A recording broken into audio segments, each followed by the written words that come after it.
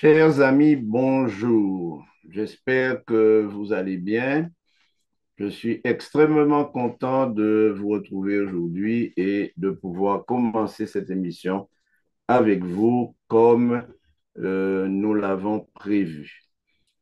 Je souhaite la bienvenue à ceux qui sont avec nous en ce moment. Merci pour votre courage et j'espère aussi que nous allons pouvoir continuer cette émission dans de bonnes conditions, sans problème technique et sans difficulté particulière. Euh, je veux souhaiter la bienvenue à tous ceux qui, aujourd'hui encore, sont euh, dans l'attente, de quelque chose de bien, quelque chose de responsables et qui souhaiteraient vraiment que le Seigneur les bénisse. J'aimerais donc vous dire que vous en avez l'opportunité et que le Seigneur est avec vous. J'aimerais aussi profiter de cette occasion pour saluer nos internautes dont nous avons été orphelins pendant de nombreux mois, puisque nous avons eu une interruption qui avoisine les les 8 mois, dû à plusieurs événements que nous n'avions pas prévus et qui ont finalement sont survenus à des moments où nous n'étions pas très à l'aise. J'aimerais saluer donc les internautes qui nous suivent sur YouTube, ainsi que ceux qui nous suivent sur Zoom en Afrique de l'Ouest, en Afrique centrale, ceux qui nous suivent en France, en Guadeloupe, en Martinique, en Guyane et aux États-Unis. J'espère que vous passerez un bon moment et que cette première nouvelle tentative, cette relance de l'émission nous permettra d'avoir un meilleur rendu la prochaine fois. Alors, comme je l'ai dit, nous ne sommes pas très nombreux aujourd'hui, mais s'il est nécessaire que nous reportions l'émission d'une semaine, que nous puissions la refaire, mais nous n'allons quand même pas priver ceux qui sont connectés et nous allons faire une présentation sur le thème du jour qui, pour beaucoup, interroge. D'ailleurs, il y a beaucoup de questions qui sont posées autour de ces problématiques de la crémation, donc l'incinération, l'embaumement, la momification, l'enterrement. Quelle est la bonne attitude, quel est le juste milieu à observer et quelles sont les contraintes en réalité du chrétien face à ces différentes formules qui sont proposées pour le traitement des défunts. Alors, je vais rapidement brosser le tableau de notre rencontre aujourd'hui et j'espère qu'au cours de l'émission, d'autres personnes nous rejoindront.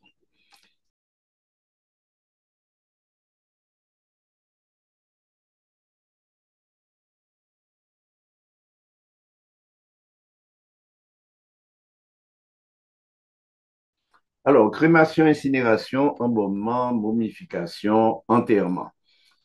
Que dire de tout ça? Quel choix pour le chrétien? Aujourd'hui, nous sommes confrontés à une problématique, celle qui consiste précisément à choisir une formule pour le traitement de nos chers disparus. Et en même temps, par anticipation, penser à la fin même de notre vie et à la manière dont notre corps sera traité à ce moment. Alors, qu'est-ce que la crémation? La définition que nous avons de la crémation est très simple. Technique funéraire visant à brûler en cendres le corps d'un être humain. C'est une technique particulière puisqu'elle a dans certains cas une dimension sacrée et les cendres peuvent faire l'objet d'un rituel. Un rituel qui peut consister à les répandre, mais aussi à les répandre sur le sol mais aussi dans la mer ou en d'autres endroits où les enterrer. D'ailleurs, certaines personnes ont eu des idées un peu particulières puisque certains ont souhaité que leurs cendres soient amenées dans l'espace. D'autres ont souhaité que leurs cendres fassent l'objet d'un monument particulier. Alors, la crémation euh, est une pratique qui n'est pas généralisée. On la trouve dans différents pays, dans différentes religions, et c'est ainsi que dans les religions indo-européennes, la motivation initiale de la crémation est d'empêcher l'âme du mort de retourner dans le corps. Donc nous voyons qu'il y a déjà une dimension spirituelle puisqu'il est question du traitement de l'âme par rapport au corps. Mais la crémation en Inde en particulier, dans l'Inde védique, ne sépare pas vraiment le corps de l'âme, mais ne détruit pas le corps réellement, mais le prépare à rejoindre les pères, c'est-à-dire les ancêtres. Et le corps est donc cuit pour le préparer à rencontrer les ancêtres. Dans le judaïsme, eh bien, la crémation est traditionnellement interdite. Il n'est pas question dans le judaïsme de pratiquer la crémation. Et pourtant, dans l'Ancien Testament, nous avons un cas, et c'est un unique cas d'incinération volontaire que nous trouvons en 1 Samuel 31, versets 12 et 13. Et le texte nous parle de ce qui s'est produit à la mort de Saül et de son fils Jonathan. Il est dit, lorsque les habitants de Yéabèche en Galade apprirent ce que les Philistins avaient fait euh, à l'enlèvement, ils enlevèrent le cadavre de Saül et celui de ses fils du rempart de Beth-Shan et ils revinrent à Yabesh et là, ils les brûlèrent. C'est le seul cas dans l'Ancien Testament où l'on trouve des gens qui agissent sur un cadavre, et surtout le cadavre du roi, et le brûlent. Il n'y a pas d'autres cas d'incinération ou d'autres cas de crémation dans l'Ancien Testament. Nous avons aussi un autre aspect de la crémation dans le christianisme. Il faut savoir que quand on parle de christianisme, il est question plutôt de l'inhumation, de l'enterrement. Mais d'une manière générale, euh, les chrétiens parle de l'inhumation et non pas de la crémation parce qu'il se base sur Genèse chapitre 3 et le verset 19 où le texte dit, oui, tu en tireras ton pain à la sueur de ton front jusqu'à ce que tu retournes au sol dont tu as été tiré, car tu es poussière et tu retourneras dans la poussière. Ce texte semble euh, rappeler que l'homme étant tiré de la poussière devrait être enterré et non pas brûlé. Seulement, on sait que au sein de l'Église catholique, l'enterrement a été privilégié pendant des siècles, mais aujourd'hui, après plusieurs interdictions, le magistère catholique a donc pris une position particulière, c'est-à-dire la tolérance entre la crémation et l'enterrement, l'inhumation.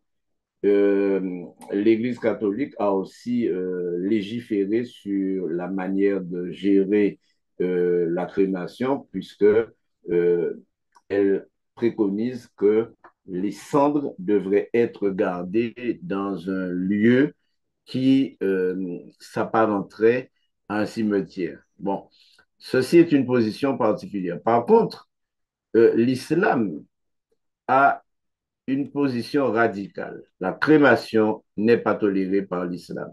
Et ceci est fondé sur un certain nombre de sourates qui rappellent que à la mort d'Abel, C'est un corbeau qui est venu, qui est intervenu pour montrer aux islamiques comment, aux musulmans, comment gérer le corps, c'est-à-dire l'enfouir dans le sol. C'est la raison pour laquelle la crémation n'existe pas dans l'islam.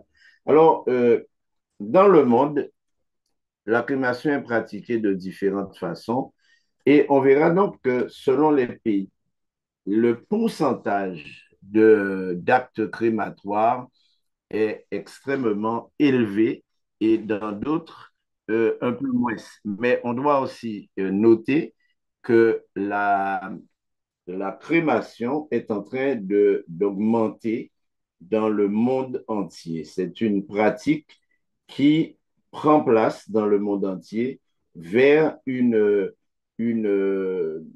solution, si l'on peut dire, qui permettrait de résoudre un certain nombre de problèmes. Donc, au Japon, 99,8% des décès sont traités par la crémation. Et cela pourrait se comprendre puisque le Japon est quand même un petit pays. À Hong Kong, par contre, 86%. Aux USA, le pourcentage augmente de plus en plus. Mais on en est encore à 32% des morts. En France, cela aussi entre 35 et 50%. Au Royaume-Uni, en 2010, 70% des décès étaient traités par la crémation et au Danemark, 73,8%, en Allemagne, 69% en 2016. Cela nous montre que la crémation est quelque chose qui prend de l'importance dans les mœurs et de notre société. Alors, d'où vient la crémation et comment l'interpréter? Il y a donc deux types de crémation. La crémation primaire, donc le corps est brûlé dans une fosse creusée dans le sol, qui lui sert en réalité de tombe. Donc, on creuse un trou dans le sol, on y met le défunt et on le brûle directement. C'est ce qu'on appelle la crémation primaire. Mais la crémation secondaire, le corps est brûlé sur un bûcher. Et là, les cendres sont recueillies et dispersées ou enfouies selon la coutume. Mais il semble que la plus ancienne euh, euh, histoire de crémation, c'est celle d'une femme de Mungo en Australie, datée à 22 000 ans. La crémation apparaît en Asie dès le quatrième millénaire avant Jésus-Christ et en Inde, 1900 ans avant Jésus-Christ. Donc, toutes ces, toutes ces j'allais dire, toutes ces formules de crémation se mettent en place avant que Jésus-Christ n'existe sur Terre, en Grèce vers le XIIe siècle avant Jésus-Christ. Et ensuite, au Moyen Âge, l'Occident chrétien pratique l'inhumation, mais le mercredi des cendres. Et je pense que vous notez cela, surtout les carnavaliers, surtout les Antillais et les Guyanais, ou les pays où on pratique le carnaval. Bien, le mercredi des cendres, le prêtre catholique, bien sûr, euh, trace une croix sur le front des fidèles avec de la cendre de bois desséché. Euh, Ce bois desséché de l'année précédente. Aujourd'hui, le mercredi des cendres, c'est le jour de la crémation, de l'incinération de Vaval, ce qui est une pratique qui est à la fois euh, laïque, c'est-à-dire festive, et en même temps cultuelle, rituelle, puisque on sait que le mercredi des cendres, une messe spéciale est faite. Alors, au 19e siècle, la crémation est pratiquée à cause des épidémies mortelles. On se souvient que les grandes épidémies de choléra, de typhus et d'autres euh, ont donné lieu à des sépultures particulières et la crémation, l'incinération a donc été choisie comme un moyen permettant d'éliminer l'éventualité de grandes épidémies ou l'éventualité qu'elles se répandent, puisque les cimetières étaient insuffisants. C'est une pratique en expansion depuis la Deuxième Guerre mondiale. La crémation semble être une solution de plus en plus privée dans les sociétés occidentales, alors que nous réalisons que la crémation est surtout pratiquée dans les pays asiatiques et en Orient. Alors, la crémation en France est très réglementée. C'est une pratique très spéciale parce qu'elle consomme beaucoup de carburant. Ce sont les critiques que l'on fait au sujet de la crémation. Elle produit du dioxyde de carbone. Les cercueils peuvent être toxiques à cause de leur traitement et l'air proche des crématoriums peut poser des problèmes de santé.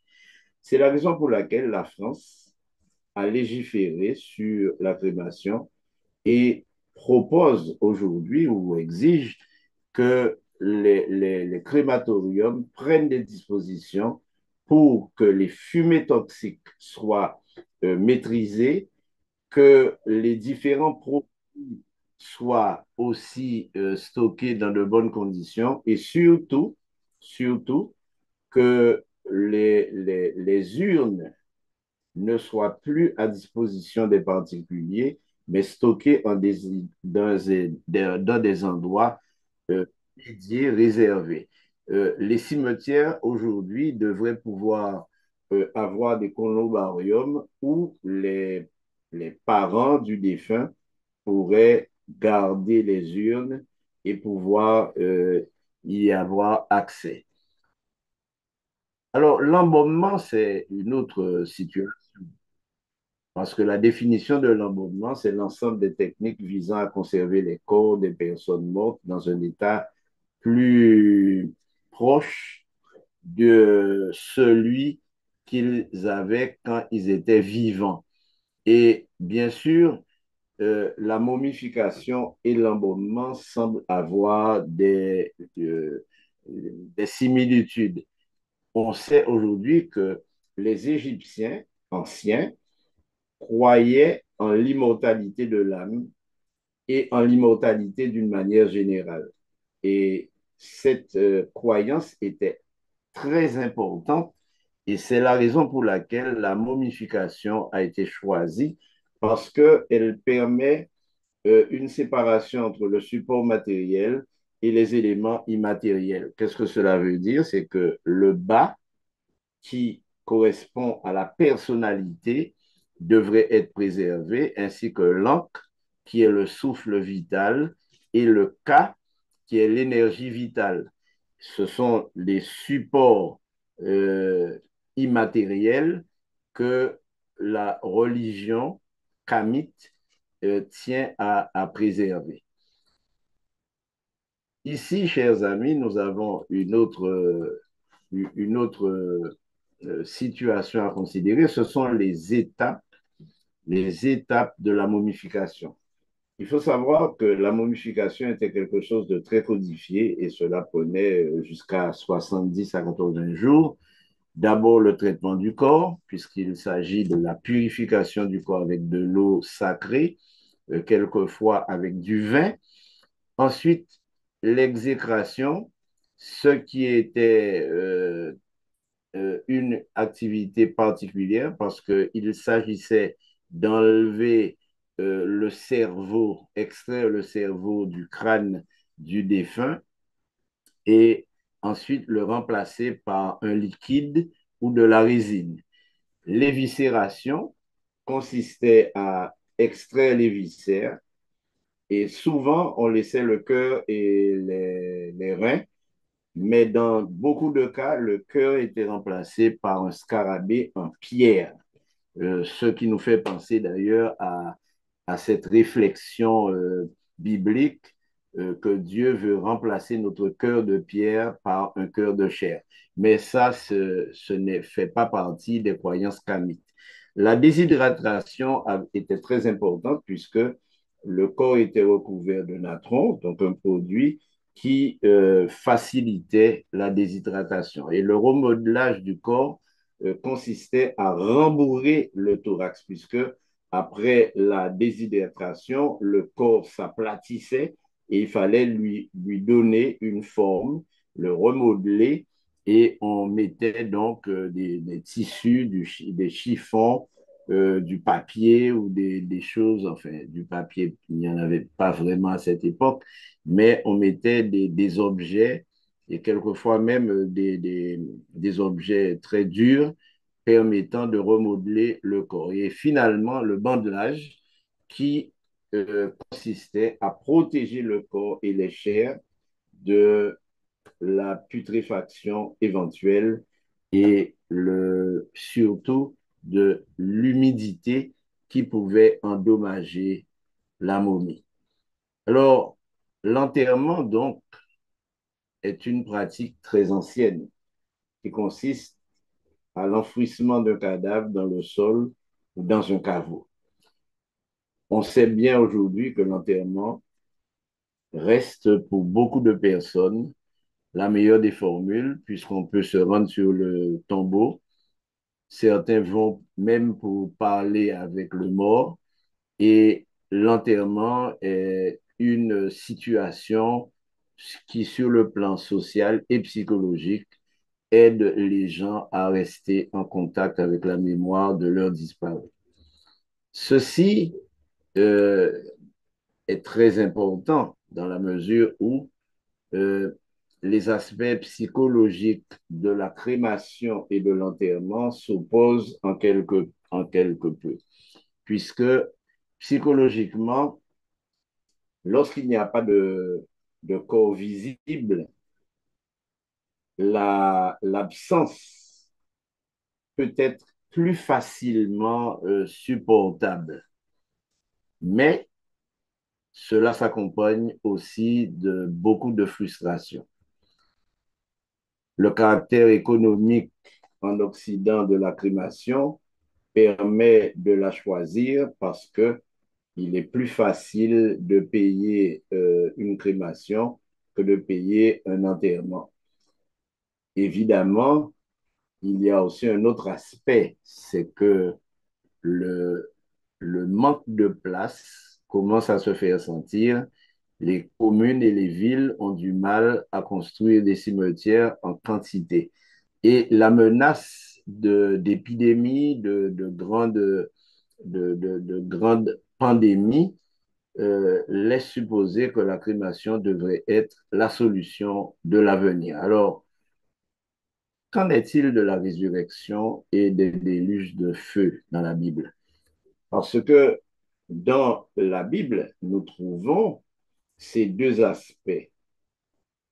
Ces deux aspects, nous les trouvons en Ézéchiel 37, où euh, il est question de la résurrection d'ossements qui sembleraient avoir été laissés à même le sol, ce qui veut dire que les cadavres étaient restés sur le sol, n'avaient pas été enterrés, n'avaient pas été enfouis, et Ézéchiel devra opérer une sorte de résurrection symbolique, puisque cette résurrection correspondait à la situation du peuple d'Israël qui était desséché par rapport à son idolâtrie, par rapport à la manière dont elle avait géré sa relation avec Dieu. Et puis nous avons aussi dans l'évangile de Jean la résurrection de Lazare qui est dans un sépulcre, qui est dans un tombeau que Jésus ramène à la vie par le son de sa voix, qui est une anticipation de ce qui va se passer le, le, selon l'apôtre Paul, en,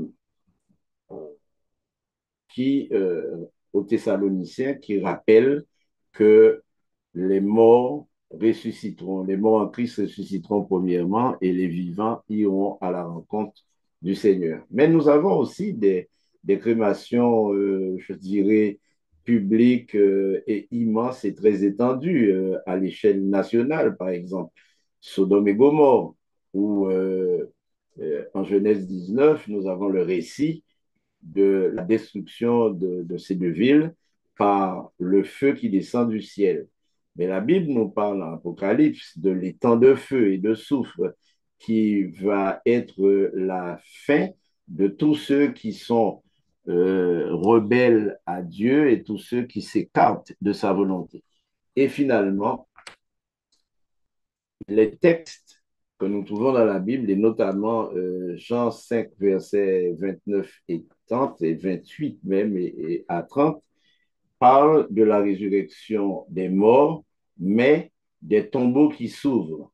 Aujourd'hui, nous savons, chers amis, qu'il n'y a pas que dans les tombes que l'on trouve des morts, puisqu'on les enterre, mais il y en a que l'on brûle, il y en a qui disparaissent en mer, il y en a qui disparaissent tout simplement dans la nature sans qu'on sache où ils sont.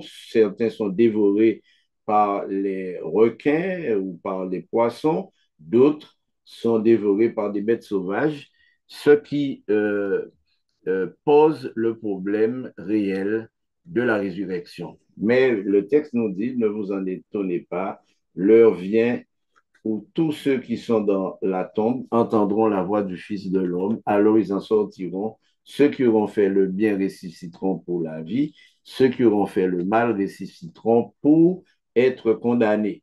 Alors, la notion de tombe ici englobe l'eau, engloberait le feu, engloberait la terre. Alors, nous reprenons le cours de un autre univers dans lequel pourraient se trouver donc les cadavres. Vous donner la parole, vous remercie pour votre attention, poser des questions, et aussi à Laurence qui est avec nous, à qui je souhaite la bienvenue, la fidèle, puisque nous avons aussi une interaction avec YouTube. Laurence, tu as la parole.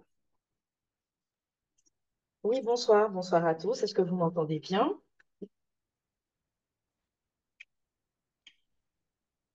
Bon, apparemment, il n'y a pas de réponse, les micros sont fermés, mais ceux qui entendent peuvent ouvrir leur micro pour parler, ce que nous réclamons régulièrement à nos internautes.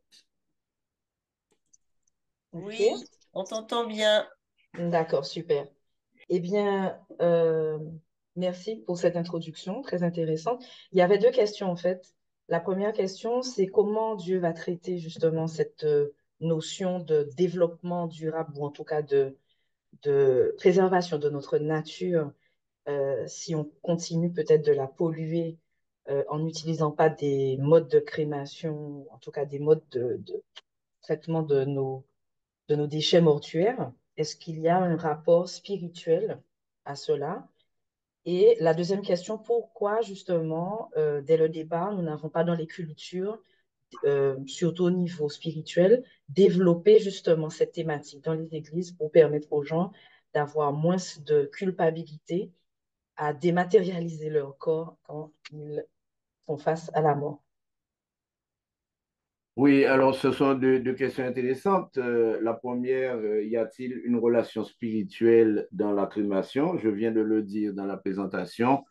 Oui, il y en a une, surtout dans les cultures asiatiques, dans les cultures indiennes, orientales, puisque il y a une relation étroite dans ces cultures entre la, l'immortalité de l'âme, l'existence de l'âme et le fait de la séparation de l'âme avec le corps. Alors, la Bible enseigne que lorsque quelqu'un décède, le souffle retourne à Dieu et le corps retourne à la terre. C'est-à-dire que le corps qui est inerte, qui ne possède plus le souffle de Dieu, est censé disparaître. Alors disparaître comment? C'est là la question. Disparaître dans le sol par le pourrissement jusqu'à devenir de la cendre. Mais aujourd'hui, il faut que vous sachiez qu'on a remarqué qu'à cause des médicaments qui sont de plus en plus puissants et qui ont des réactions particulières sur le corps, le pourrissement est ralenti par les traitements médicaux que nous suivons. Le pourrissement est ralenti et c'est pourquoi lorsque certaines tombes sont ouvertes même plusieurs années après l'enterrement, on retrouve encore des corps plus ou moins intacts et quelquefois même intacts. Mais ceci est lié à la manière dont le corps est traité lors de certaines maladies, quelles sont les substances qui sont absorbées et qui euh, font que le corps devient donc un petit peu moins putrescible. Pour ceux qui croient à l'existence d'une âme qui est immortelle, c'est-à-dire que nous soyons habités par un être éthéré qui se meut en nous et qui sort de notre corps lorsque nous sommes morts. Pour ceux qui y croient, alors la crémation a un sens spirituel. L'enterrement aussi. On sait que par le passé, la croyance générale était que lorsque quelqu'un décède, son âme allait en enfer, allait au purgatoire ou éventuellement au paradis, ce qui voulait laisser supposer qu'en cas de décès, l'individu ne mourrait pas, mais il existait ailleurs. Dans les cultures où on croit à l'immortalité de l'âme, mais non pas dans le sens d'aller dans un lieu particulier, mais dans une existence continuelle, on parle à ce moment-là de la réincarnation. Et c'est ainsi que dans certaines cultures, l'âme est réincarnée soit dans un animal, soit dans un objet, soit dans une personne, un arbre, et cela permet la continuité de l'existence de l'individu. Alors, on peut se poser la question dans ce cas-là, pourquoi l'âme ferait-elle une sorte d'escale dans le corps d'un humain alors qu'elle pourrait exister dans le corps d'un animal ou d'un arbre ou d'une pierre ou de n'importe quel autre élément sans pour cela avoir une existence humaine. Et ceci est en contradiction avec ce que la Bible enseigne, puisque la Bible enseigne que le corps retourne à la poussière, le souffle retourne à Dieu, puisque le souffle, c'est le principe qui anime le corps et qui le rend intelligent, qui lui permet d'exister et d'aller le plus loin possible dans sa relation avec son Créateur. Mais dans le contexte oriental, les choses sont totalement différentes. La Bible dit que le mort ne sait rien. Donc, on pourrait se poser la question, mais à quoi servirait-il de vénérer un corps qui ne sait rien, puisqu'on l'enterre, on ne le garde pas à la maison, on l'enterre ou on le brûle. Donc, il y a une dimension spirituelle liée au traitement du cadavre, au traitement du corps, mais c'est selon l'endroit où cela est pratiqué. Alors, pour quelle raison? Pour quelle raison on n'enseigne pas ces choses, pour quelles raisons ces thèmes ne sont pas abordés. Bon, il faut aussi savoir que parler des morts est quelque chose de compliqué. Moi-même, lorsque j'ai pris l'initiative de lancer cette émission et de lancer cette nouvelle série d'émissions par ce thème, la question m'a déjà été posée, mais pourquoi avoir choisi un thème aussi morbide? Alors, ce n'est pas du tout une tentative de nous rappeler que nous sommes tous mortels, ce n'est pas cela. Mais c'est qu'il y a beaucoup de questions aujourd'hui qui euh, font surface par le fait qu'en Occident en particulier, la crémation est plus souvent choisie que l'enterrement. Et ceci crée un certain malaise, un sentiment de culpabilité pour certains. Pourquoi fait-on disparaître le corps? Pourquoi doit-on le transformer en cendre? Et puis d'autres se disent, mais alors, euh, c'est un peu gênant de disparaître ainsi. C'est pourquoi certains offrent leur corps à la science. C'est une manière de disparaître aussi, mais en même temps d'exister dans le corps de quelqu'un d'autre. C'est ainsi que certains pensent. Et les choses vont même très loin puisque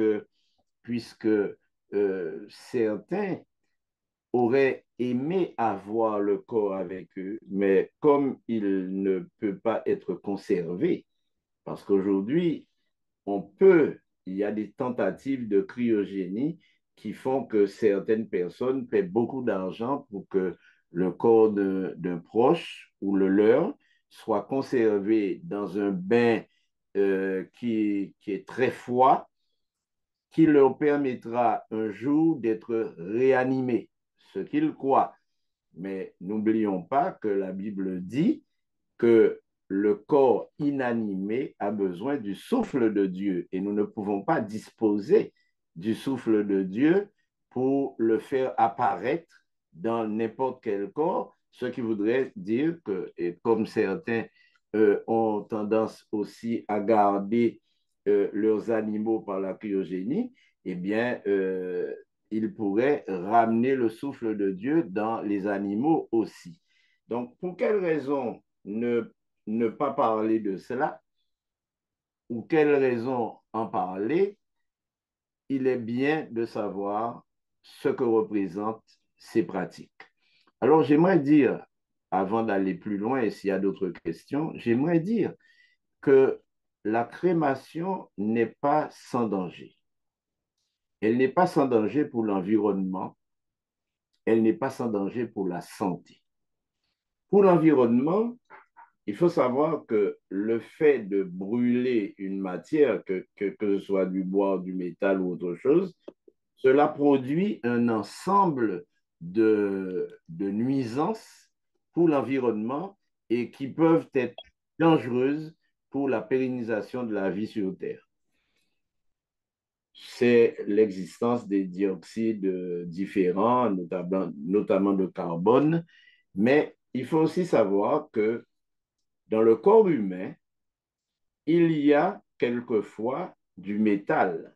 Certaines personnes ont été probablement, ont subi une opération chirurgicale, on leur a mis des vis, on leur a mis des objets métalliques qui, quelquefois, résistent à la crémation, à l'incinération. Et c'est la raison pour laquelle, lorsqu'il est question d'incinérer un corps, on fait très attention à la nature même du corps. Si quelqu'un a un pacemaker, si quelqu'un a un dentier en titane ou du plomb dans les dents, eh bien, tout cela est toxique. On doit faire attention. Et c'est la raison pour laquelle, dans les crématoriums, on récupère tous ces objets métalliques et il fut même, à un certain moment, question de faire un commerce des métaux, notamment de l'or que l'on pouvait trouver dans la bouche de certaines personnes. Et les, dans les crématoriums, le personnel faisait même commerce de ces choses, ce qui est très réglementé aujourd'hui. Je dois vous dire que lorsque un corps est brûlé, 90% du corps et du bois du cercueil s'en vont en fumée. Parce que le corps, il est fait de chair, il est aussi fait de, il est fait d'eau, de sorte que quand le corps est soumis à 850 degrés, euh, tout ce qui est mou part en fumée, s'évapore. Évidemment, cela peut causer des nuisances à l'environnement aussi. Il y a d'autres raisons qui permettent de comprendre les précautions qui sont prises en cas de crémation. Par exemple, les os ne brûlent pas totalement. Et en réalité, dans les crématoriums, on récupère les ossements calcinés, mais qui ne sont pas qui ne sont pas réduits en cendres, et on va les broyer pour en faire une cendre, et c'est généralement ce que l'on remet aux parents dans l'urne.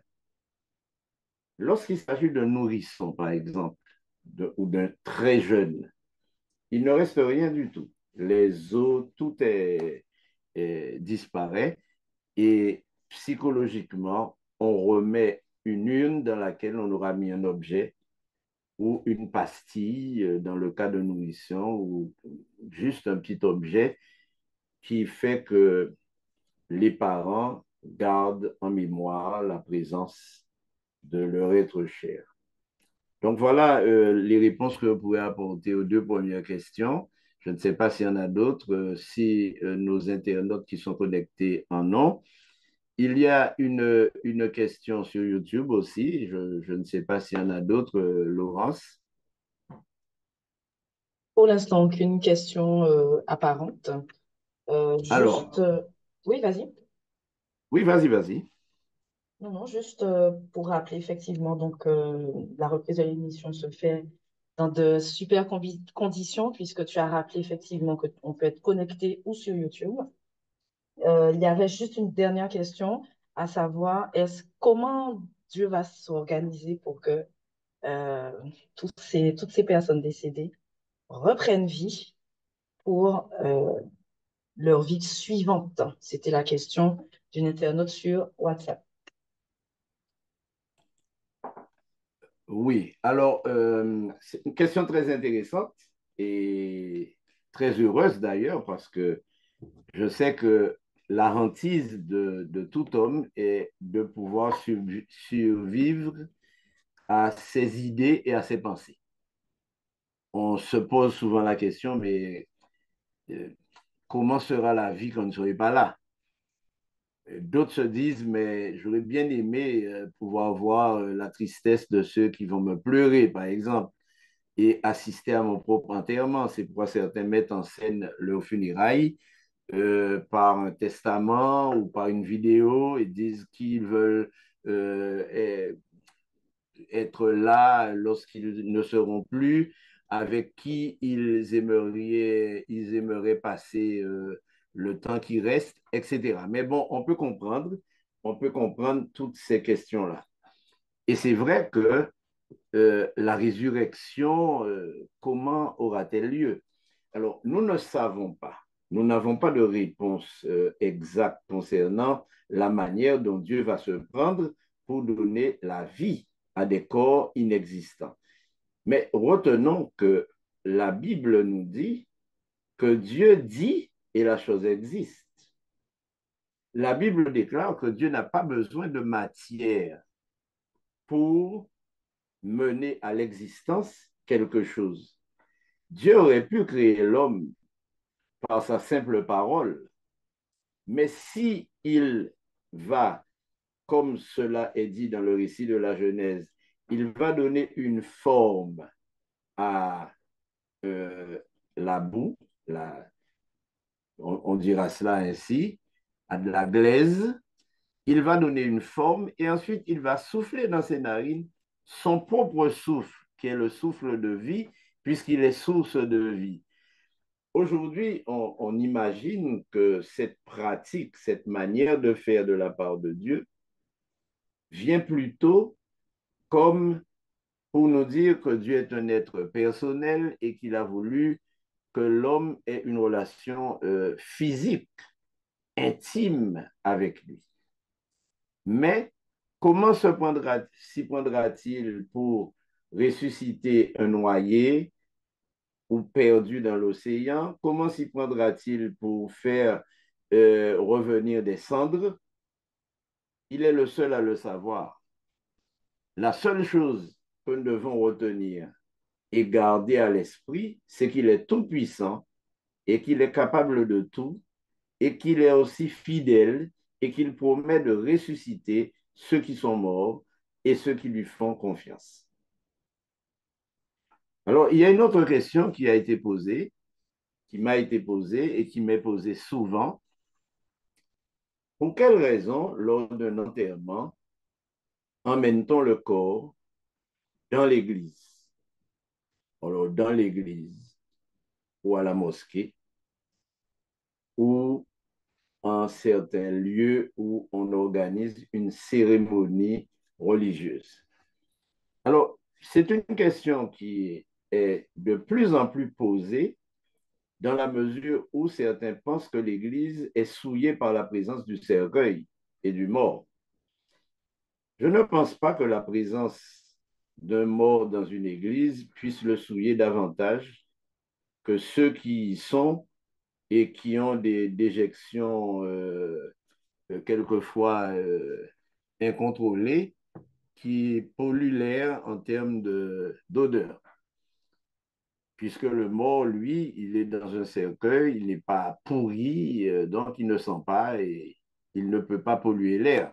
Ce qui n'est pas le cas des vivants qui peuvent, quand ils sont tous ensemble, produire du méthane et polluer l'air. Alors, la présence du cercueil dans l'Église est une pratique chrétienne plutôt catholique. Je dirais plutôt catholique et c'est une pratique qui a été épousée par les protestants, épousée par beaucoup d'autres groupes religieux sur un thème qui est compréhensible. La cérémonie religieuse a pour but d'apporter du réconfort et de la consolation à la famille, aux proches, aux amis, aux co-religionnaires. C'est un moment de témoignage où on va faire revivre par des discours qu'on appelle simplement des témoignages, faire revivre la mémoire du défunt et en même temps honorer sa dépouille, ce qui n'a aucun sens pour lui, mais qui a beaucoup de sens pour les parents. D'ailleurs, lors d'une inhumation, euh, on fait aujourd'hui très attention à la manière de traiter le cercueil parce que les bruits occasionnés par les roches qui tombent sur le bois et la terre qui se déverse sur la bière provoquent quelquefois une réaction très, très sentimentale et même blessante de la part des parents qui ont le sentiment que leur défunt est maltraité. Et d'ailleurs, vous voyez aussi que dans les cimetières, on met des fleurs sur les tombes, il y a des gerbes avec des pensées, ce qui laisse supposer que l'on a beaucoup de considération pour le corps. Et ceci dans un contexte religieux où on pense que le mort est encore là. En Afrique, par exemple, le mort n'est jamais mort. Il est toujours présent. Il est présent dans les têtes, mais il est présent aussi dans les rites, il est présent dans la vie quotidienne. Et la mort est quelque chose de naturel dans la mesure où, dans certaines tribus africaines, le corps est conservé dans une chambre, au Cameroun par exemple, le corps est conservé dans une chambre un certain nombre de jours, et ensuite, on procède à une cérémonie qu'on appelle la cérémonie du crâne, où le crâne du défunt va être traité selon des rituels particuliers. J'espère qu'un jour, nous aurons l'occasion de nous intéresser aux rituels mortuaires dans les tribus africaines. Donc, pourquoi mène-t-on le corps à l'église? Ben, c'est simplement pour une cérémonie pour un mémorial, pour une cérémonie de témoignage. Mais je tiens à dire quand même qu'il n'est pas obligatoire d'emmener le corps à l'église pour un mémorial. Dans beaucoup d'endroits aux États-Unis et dans certaines églises, la cérémonie d'inhumation a lieu avec la famille dans l'intimité, alors que la cérémonie funèbre est pratiquée dans l'église sans le corps, avec les amis, mais on utilise donc les moyens technologiques dont on dispose aujourd'hui, la vidéo, les diapositives et même j'ai récemment participé à des funérailles où le cercueil est entré et sorti euh, par un chant de la personne qui était décédée. Un chant enregistré sur un CD de la personne qui était décédée. C'est la première fois d'ailleurs dans ma vie et dans ma carrière où j'ai assisté à un enterrement où l'entrée et la sortie du cercueil étaient faites par la personne même qui était dans la bière.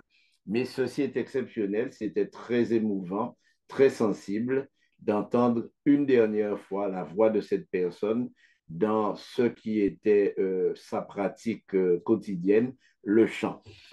Donc, je répondrai à cette question, qu'il n'est pas obligatoire d'emmener le corps.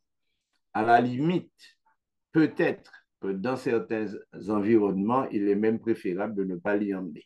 J'ai eu l'occasion de conduire des funérailles sans un corps, simplement parce que l'individu qui avait été trouvé complètement amputé fraction dans sa maison ne pouvait pas être emmené nulle part. C'est ce qui fait qu'il a été enterré directement de sa maison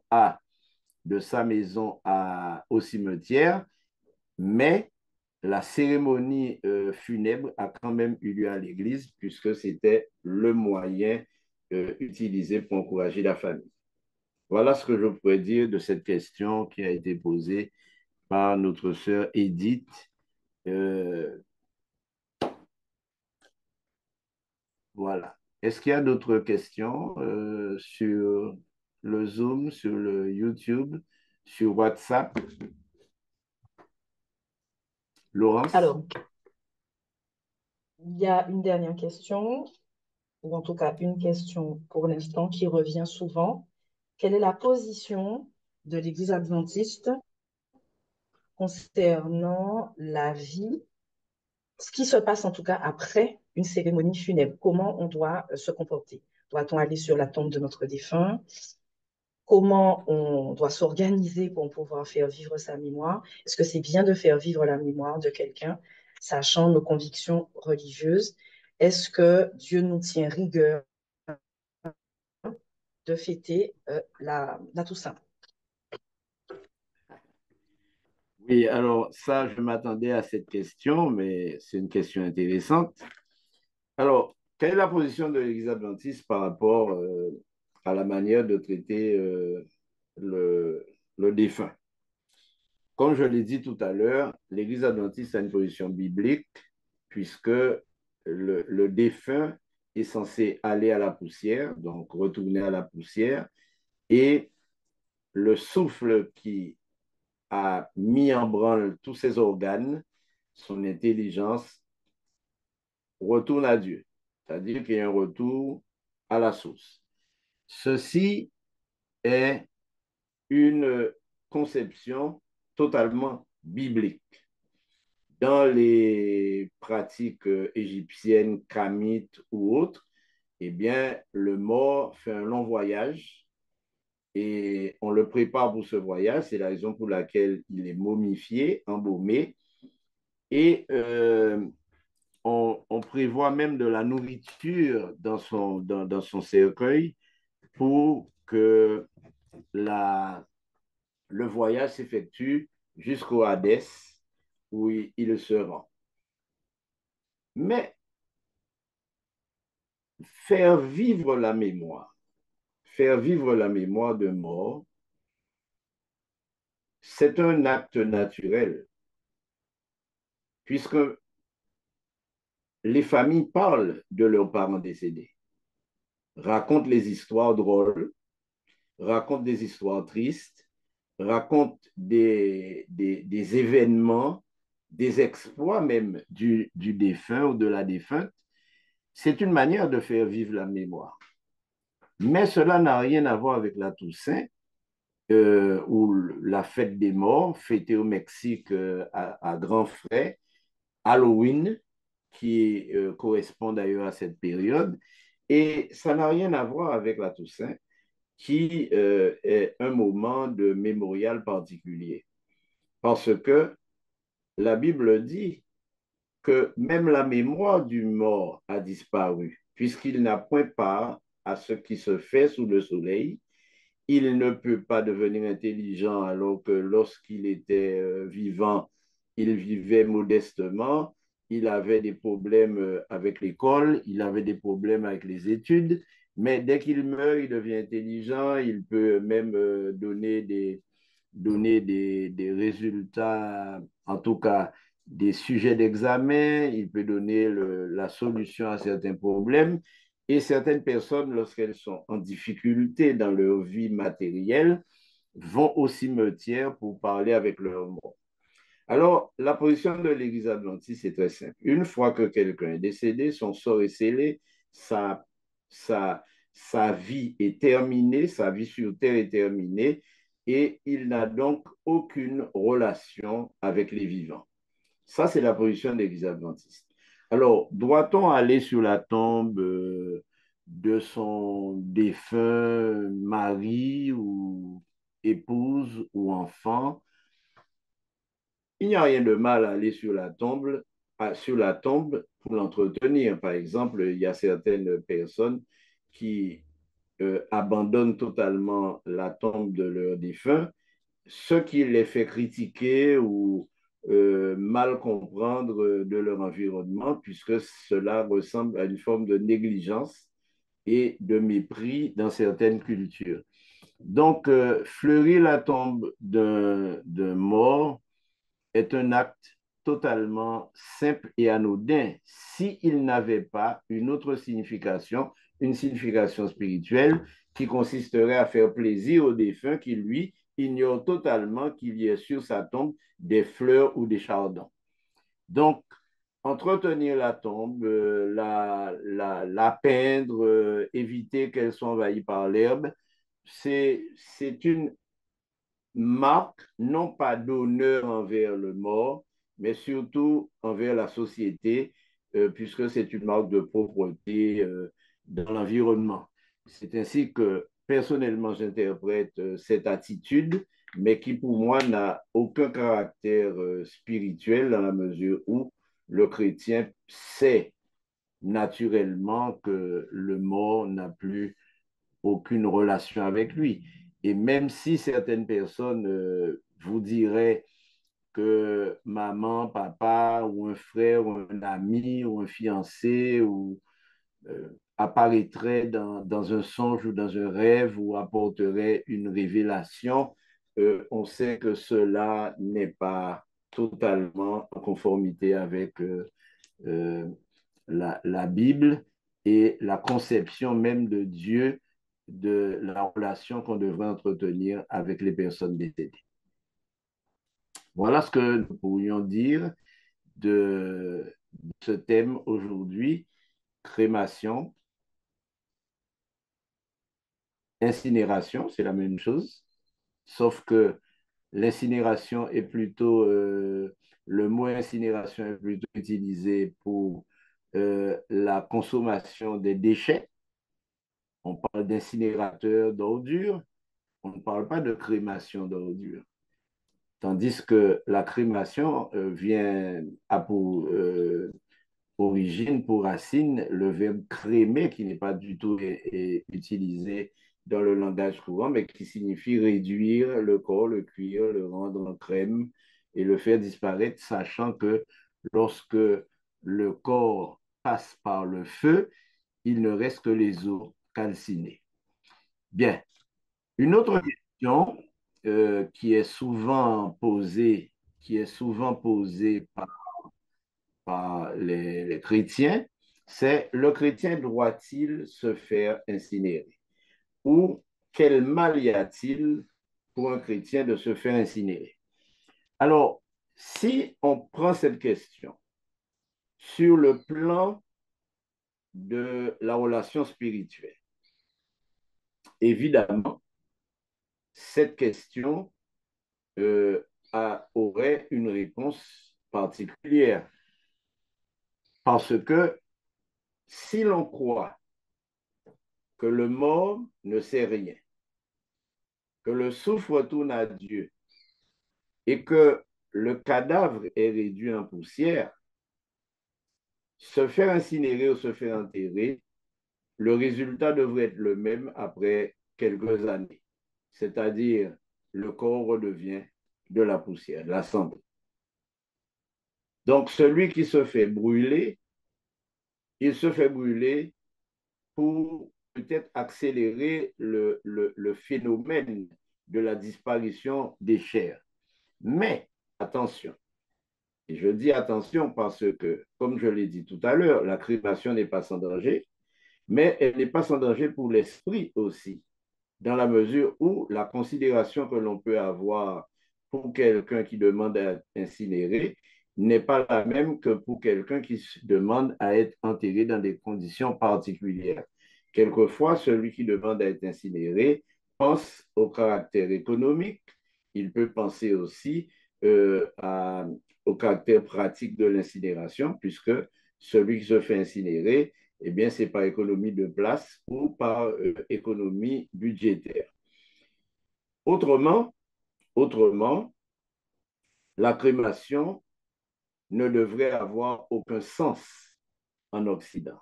Par contre, là où il y a un petit hic pour le chrétien qui se fait incinérer, c'est le contexte dans lequel est pratiquée la crémation.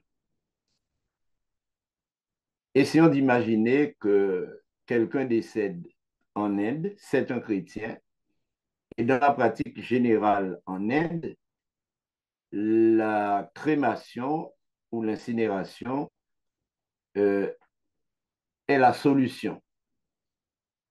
Sauf que dans ces pays comme la Thaïlande, dans les pays bouddhiques, où le bouddhisme euh, est pratiqué, au Tibet, eh bien, l'incinération a un sens spirituel profond.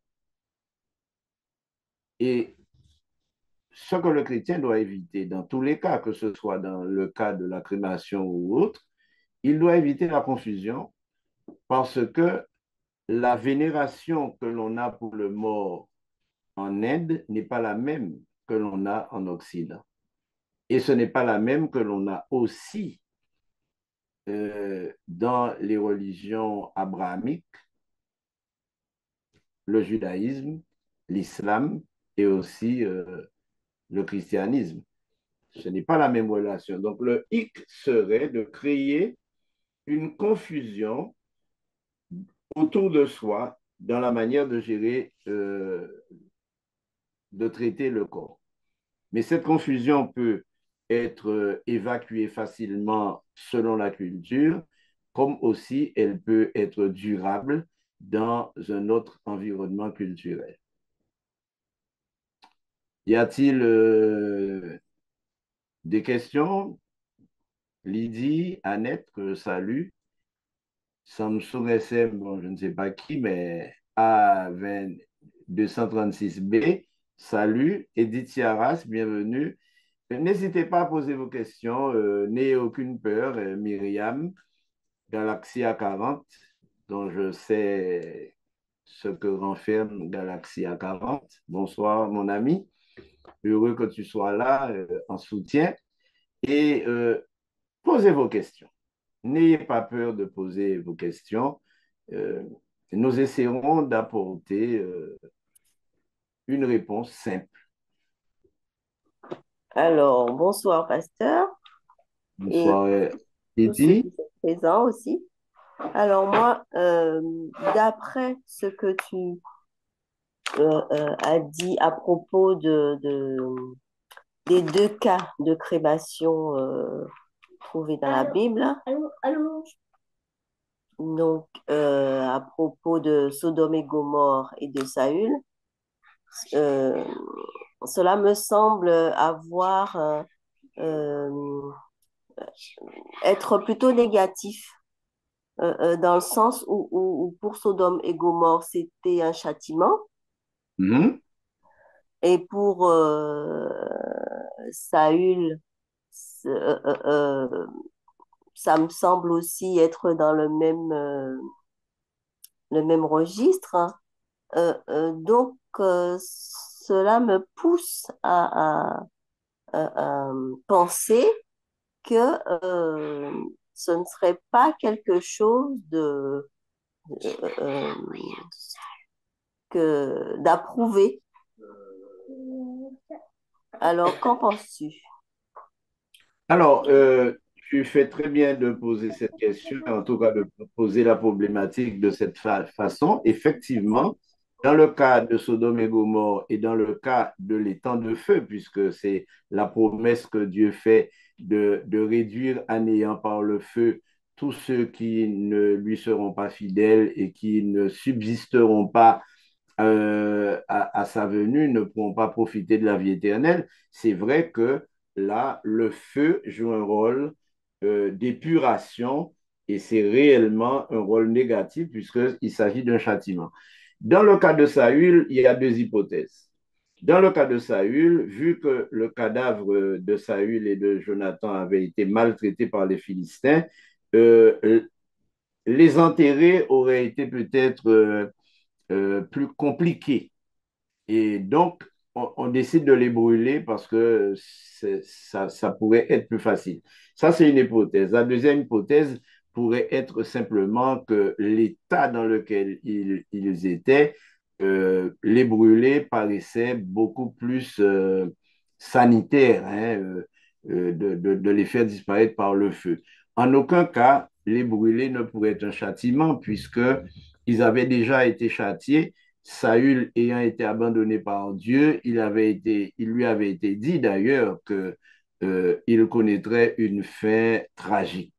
Donc, le châtiment n'est pas dans le, enfin, à mon avis, la punition n'est pas dans le fait d'être que le cadavre ait été brûlé, puisque ils avaient déjà été châtiés par le fait qu'ils avaient perdu la vie dans des conditions tragiques. Donc, euh, je n'ai pas donné un avis approbateur concernant la crémation. Je dis simplement que euh, avant de prendre cette décision, le chrétien doit réfléchir à ce qu'il veut faire passer comme message.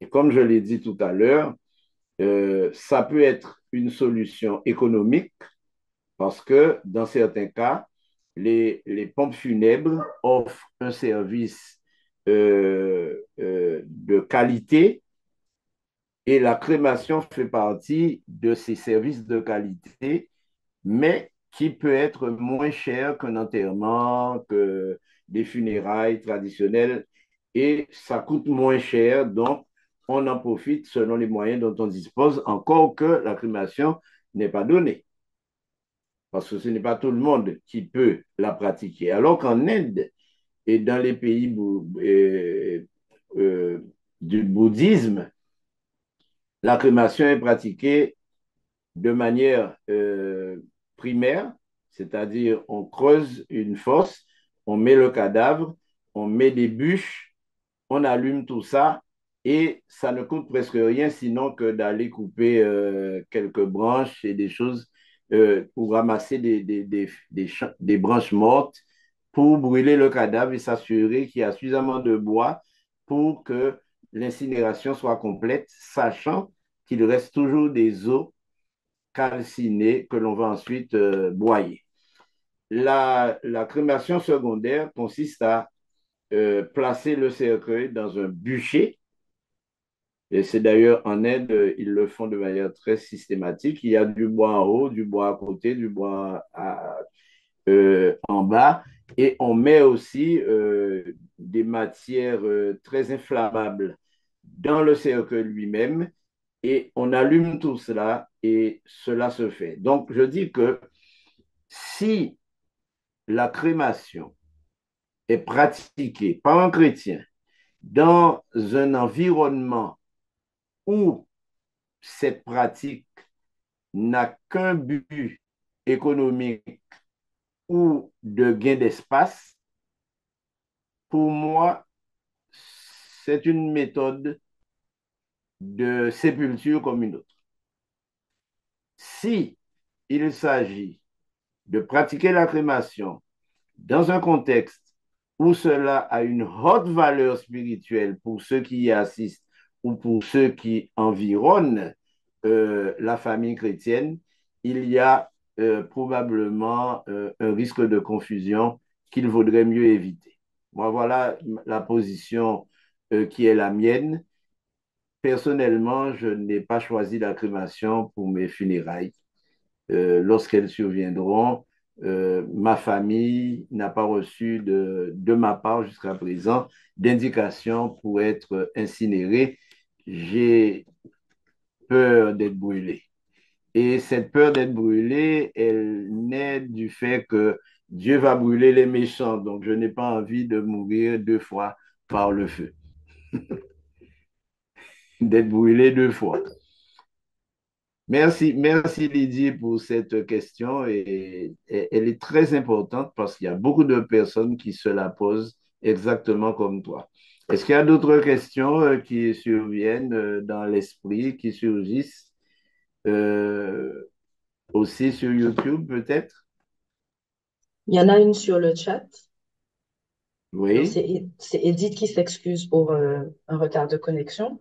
Elle dit, pourquoi emmène-t-on Mhm. les morts dans les églises chrétiennes pour une cérémonie funéraire? Ah, d'accord. C'est déjà une question à laquelle tu avais répondu tout à l'heure. Et Oui, quelle est j'ai l'origine de la répondu coutume? à cette Tu as répondu à celle-là.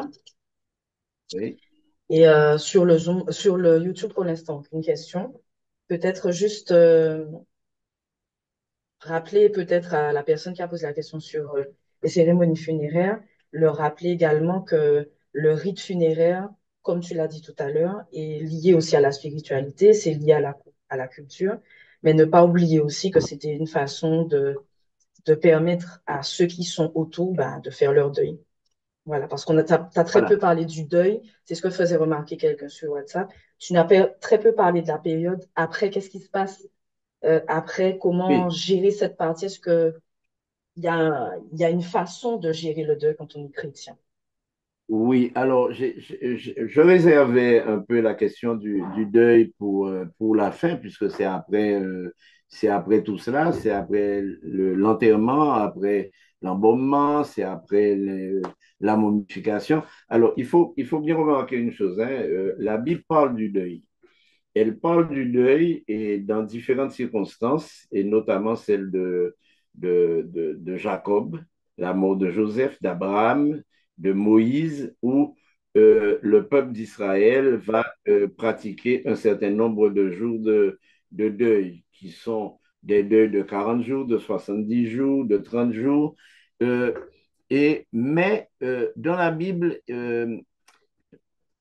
une fois cette période passée, la vie redevient normale, en fait.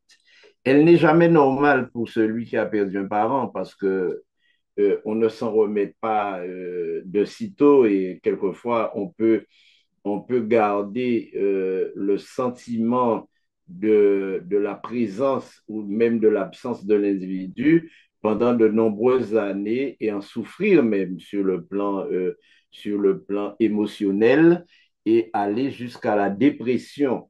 Donc, le deuil doit être, il est vécu plus facilement lorsque le corps a été vu, a été inhumé ou a été brûlé, ça dépend de la formule qu'on a choisie, mais il est plus facile à vivre lorsqu'on a eu un contact avec le corps.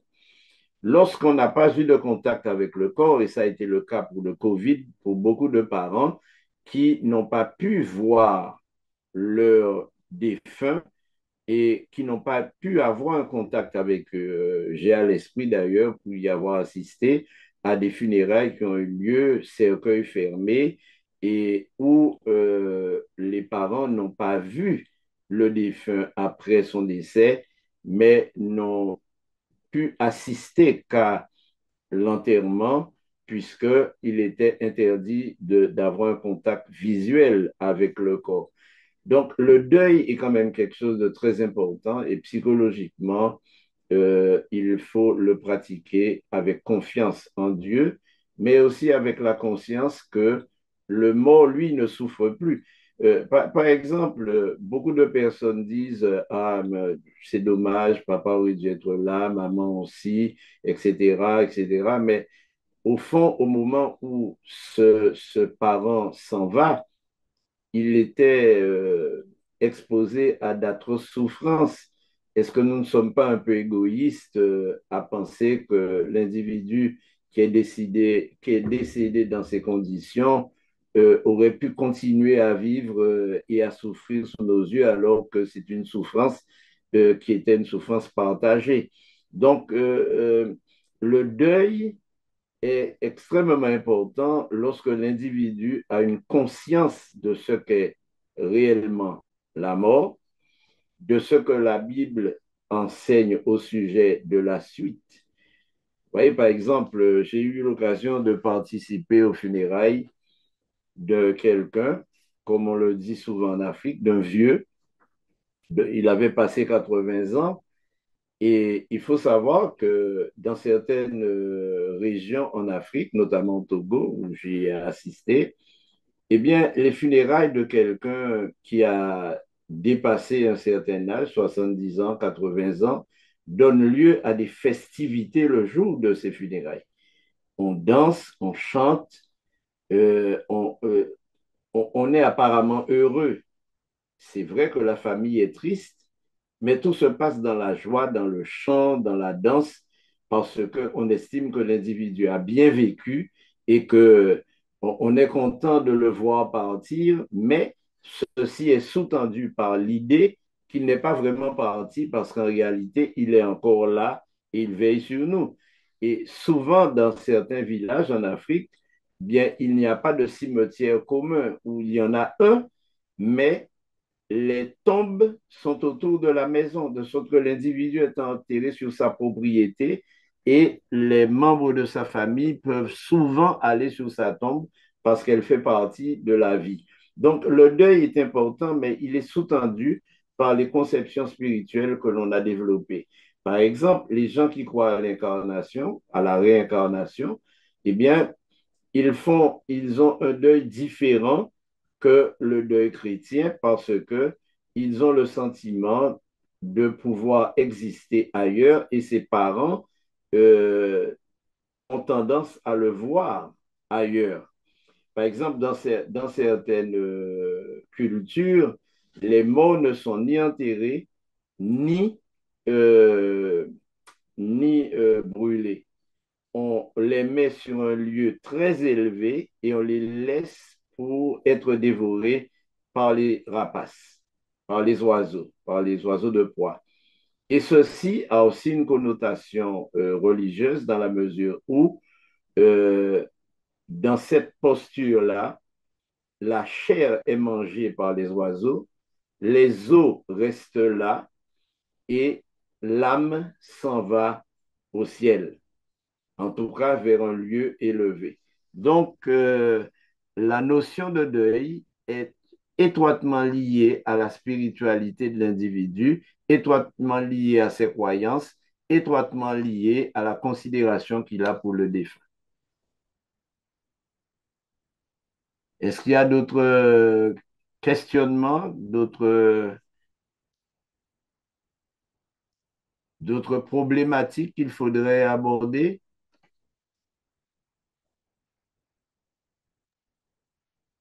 Non, pour l'instant sur YouTube, juste des remerciements des personnes qui sont connectées et qui remercient pour cette thématique très intéressante. Eh bien, je suis très content que cette thématique, quoique apparemment morbide, puisse être appréciée par ceux qui ont participé à l'émission.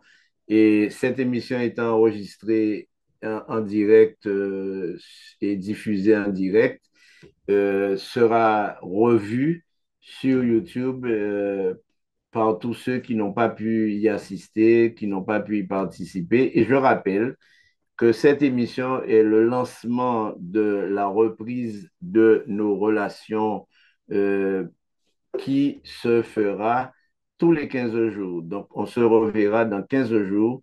Soyez attentifs, restez à l'écoute et car la prochaine rencontre à la prochaine rencontre, nous allons parler d'un thème très important, très prisé d'ailleurs dans le monde chrétien, un thème qui sera certainement intéressant puisque nous parlerons de la circoncision.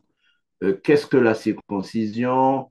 D'où vient-elle? A-t-elle existé avant Abraham? A-t-elle existé avant Israël? Comment Dieu a-t-il euh, géré la circoncision à travers les âges?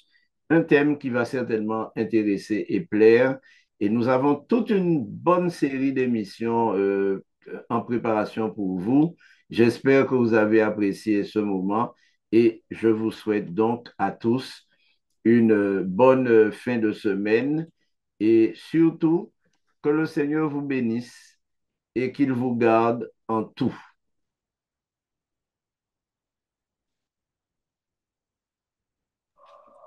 Merci. Bien, Et que le Seigneur vous bénisse. Oui? bonne semaine. Et je n'ai pas trouvé bon, morbide du tout, hein. Ça, moi, ça m'intéressait et je me questionnais par rapport à ça. Eh bien, Et ça je m'a- suis très content que tu aies pu te questionner. oui, oui, non, non. J'espère que tu as trouvé des réponses. Oui, oui, il m'a apporté des éléments de réponse et voilà, c'est très bien. Ben, Dieu merci. OK. Est-ce qu'il y avait d'autres remarques concernant l'émission? Est-ce qu'il y a d'autres choses à dire? OK. Bon, ben, je vais vous laisser et vous dire à bientôt. Dans 15 jours, nous serons ensemble et nous allons pouvoir nous reconnecter et participer. Donc, parlez-en à vos amis parce que certains ont peut-être eu du mal à reprendre et cela se comprend, mais j'espère que vous aurez la possibilité la prochaine fois de, de mûrir aussi la question, puisque, comme je l'ai dit, nous allons parler de la circoncision. À bientôt. Bye.